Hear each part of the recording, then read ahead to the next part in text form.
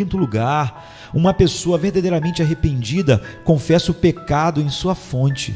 Ele reconhece a contaminação de sua natureza. O pecado de nossa natureza não é somente uma falta do bem, mas também uma infusão do mal.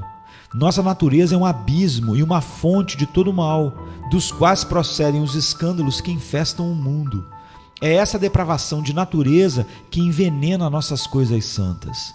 Isso traz os juízos de Deus e paralisa em sua origem as nossas misericórdias.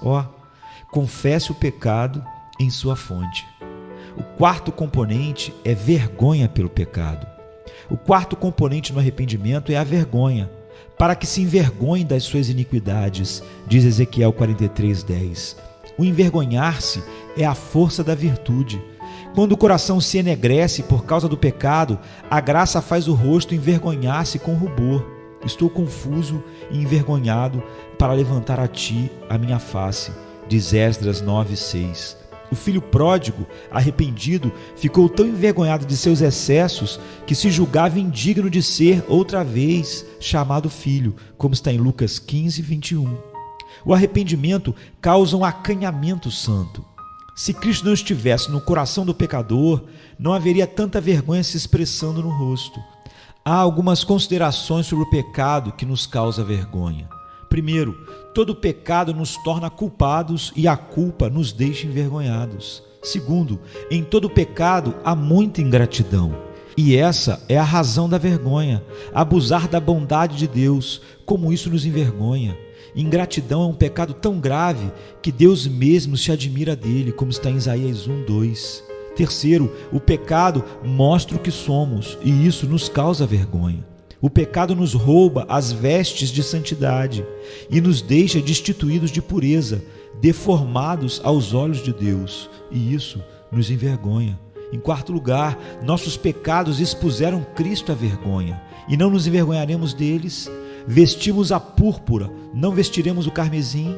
Em quinto lugar, aquilo que nos deixa envergonhados é o fato de que os pecados que cometemos são piores do que os pecados dos incrédulos, porque agimos contra a luz que já possuímos. Em sexto lugar, nossos pecados são piores do que os pecados dos demônios. Os anjos caídos nunca pecaram contra o sangue de Cristo. Cristo não morreu por eles. Com certeza, se sobrepujamos o pecado dos demônios, isso deve nos causar muita vergonha. O quinto componente é ódio pelo pecado. O quinto componente do arrependimento é o ódio pelo pecado. Os eruditos distinguem dois tipos de ódio: o ódio das iniquidades e o ódio da inimizade. Primeiramente, há um ódio ou abominação das iniquidades. Tereis nojo de vós mesmos por causa das vossas iniquidades e das vossas abominações, diz Ezequiel 36:31. Um cristão verdadeiramente arrependido é alguém que detesta o pecado. Se uma pessoa detesta aquilo que faz o seu estômago adoecer, ela deve, com muito mais intensidade, detestar aquilo que deixa enferma a sua consciência. É mais fácil abominar o pecado do que deixá-lo. Não amamos a Cristo enquanto não odiamos o pecado. Nunca anelamos o céu enquanto não o detestamos. Em segundo lugar, há um ódio da inimizade. Não há melhor maneira de descobrir vida do que por meio do movimento.